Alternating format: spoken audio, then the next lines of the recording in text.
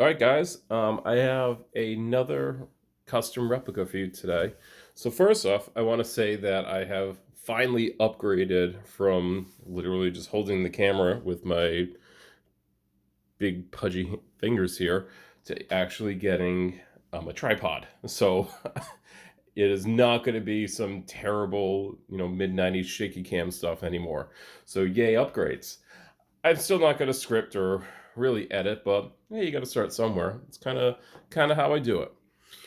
So this is clearly the Luke Skywalker V2, and for for longer than I have been actually collecting lightsabers, this has been kind of my favorite lightsaber.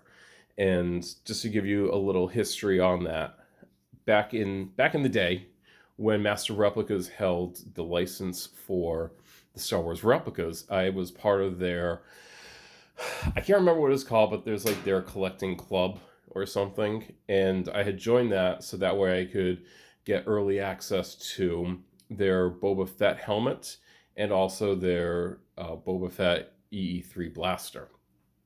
And that was really all I bought from it. But I was part of the Collector Society, and while I was a member of that, they were advertising that they were going to be releasing their version of the Luke Skywalker version 2 lightsaber.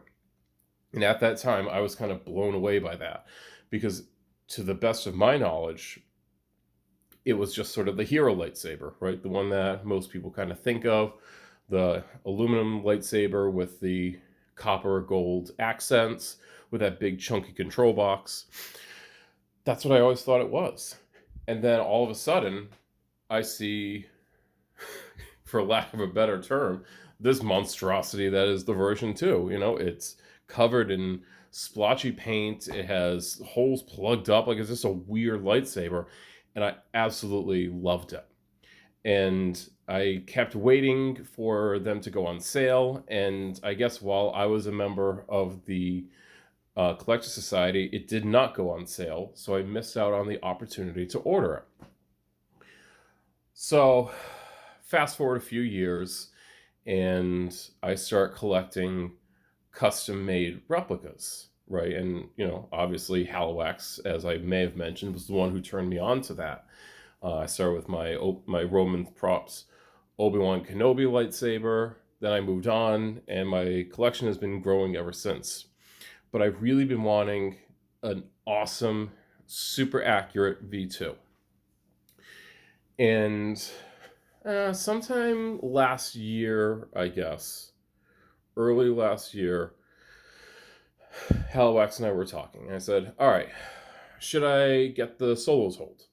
Should I do this? Should I do that? And he's like, well, if you want probably the most accurate one, we need to kit bash. And we need to get vintage parts. And I'm like, that sounds expensive. And it was. And we all know that he loves to spend my money.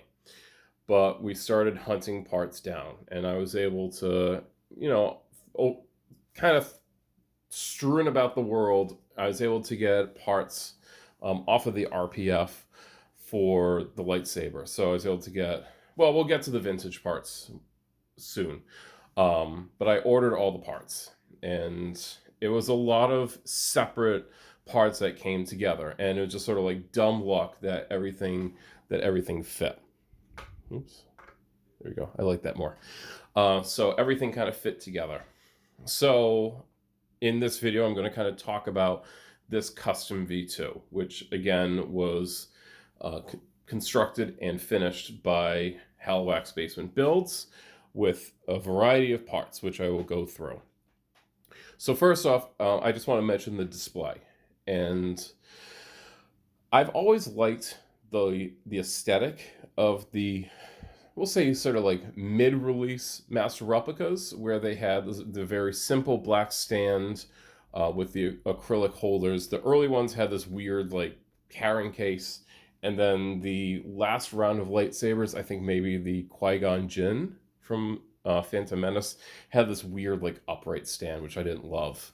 But I've always just enjoyed the simplicity. So I've been trying to find sellers who created something similar. I finally found one on Etsy, and I have to say that the stand is terrific. It was like everything that I could have wanted. It has these really nice beveled edges along the clear acrylic. It has these awesome like aluminum feet that also have pads on the bottom so it prevents it from slipping. You have the option of having the acrylic laser etched, or you can also order a separate stand. But I had actually ordered this from a separate seller, so this guy was able to create the plaque exactly as I wanted, and it has the sweet little Halliwax Basement Build logo right there. So I'm going to put a link in the description to both of these sellers. They're both from Etsy, and they were really good. They're great. I would not hesitate to order from either of them again. Especially the guy who made the plaque here, terrific. Like super fast communication, and not only that, but before he even shipped out the item, he was sending me proofs of it. And we made a couple little changes, and he was just really really good. You know, you never know what you're going to get from Etsy. I've had mostly good experiences, but I've had a couple of not great experiences, but both of these were really good. uh Halliwax was able to track down one of these carrying cases for me. You know, to anyone who has seen the Brandon Allinger video with Mark Hamill, where he presents the original version, the actual prop to Mark Hamill, he carries it around in this case. So I just thought that would be a really nice display option, right? So I can display it either way, and I like having those options. So the V2 itself, super heavy, and we'll get into that. Um, it is constructed from a Souls Hold and a Anakin Starkiller V2 V3 builders kit. The emitter and the pommel, those are from the builders kit by Anakin Starkiller, and the ring section and the booster section, those are from the Solos Hold V2 kit. When we were kind of in the early planning stages of this, Halliwax and I were talking about, okay, what are sort of the best options? And looking at the reference pictures, we both like the Starkiller emitter more for a couple different reasons, and also the Starkiller booster. I'm sorry, pommel section. Both of those we liked more on the Starkiller kit. One of the main reasons for using the Starkiller emitter is because it's actually solid. So this is a solid piece. And what's interesting is on the kit itself, when you get it, the emitter screws in to the wind vane. But this is one of this is one of the trickier parts. Halliwax actually machines the threading off, and he makes it spin. And it does so pretty much how I think the actual film prop would work. And one of the benefits to that is inside he puts in what he calls the silver shaft, which is the shaft of whether aluminum or brass, whatever you happen to have. So there's the silver shaft inside, and that adds a substantial amount of weight. Because sabers like these are designed to be either static props or FX'd. And I don't particularly love FX. Like, they're fine for what they are, but I don't feel that need. I would rather have that static prop that's really going to replicate the real prop. So the silver shaft in there functions as a way to both add a whole lot of weight to it, but also as a way to make that emitter spin properly. So working the way down, we have the Solos Hold ring section, which is really, really nice and has some really nice deep grooves in there. And they all come to that really perfect V shape.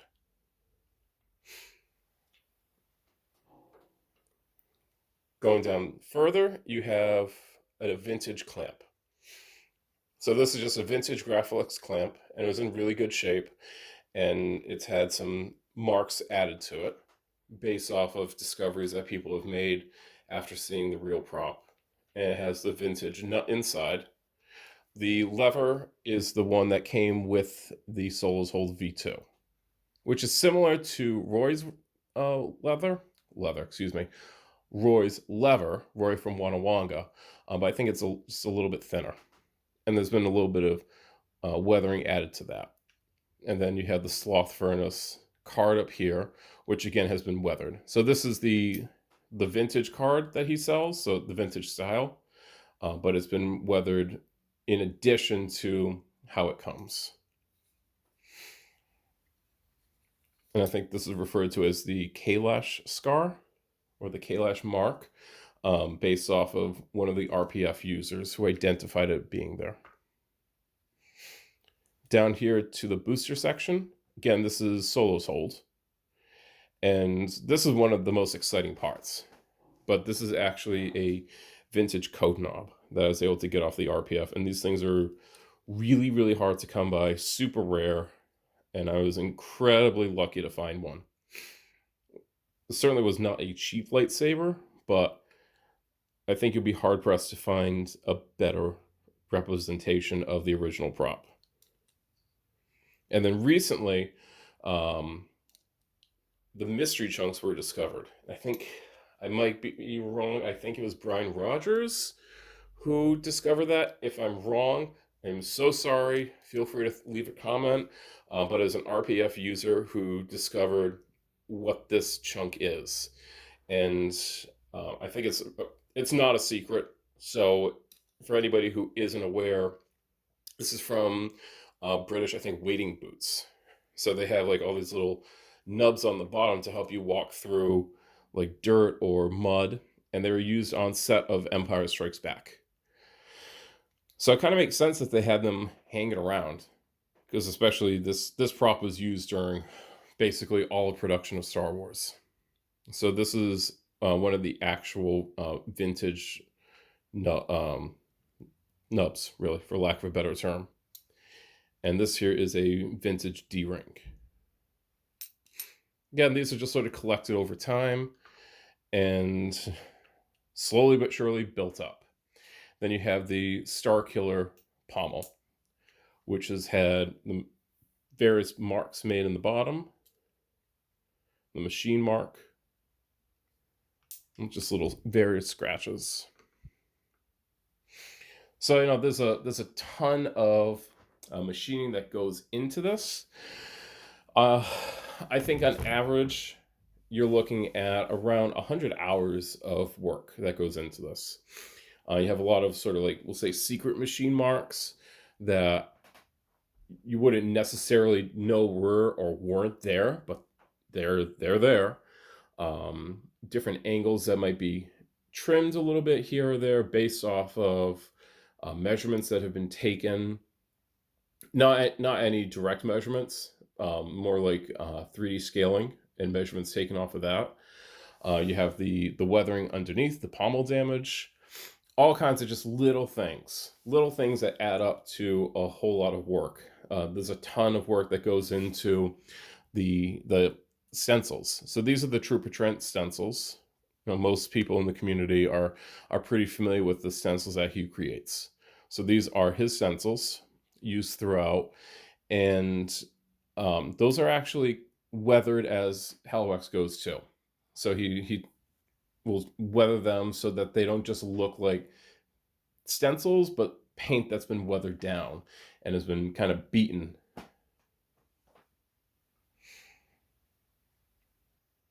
And then we also have Trooper Trent's Gaffers tape adapter.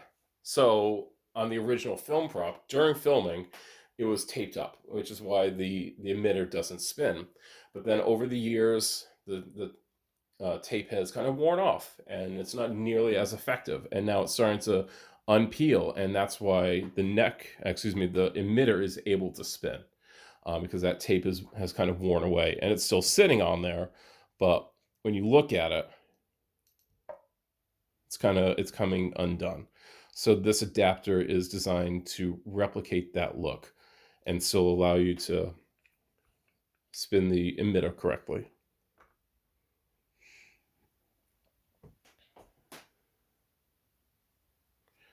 So that's kind of it. Again, there's a ton of work that goes into this. Kind of from the start of Halliwax making these V2s, I've seen the amount of work that goes into it, the amount of research that goes into it.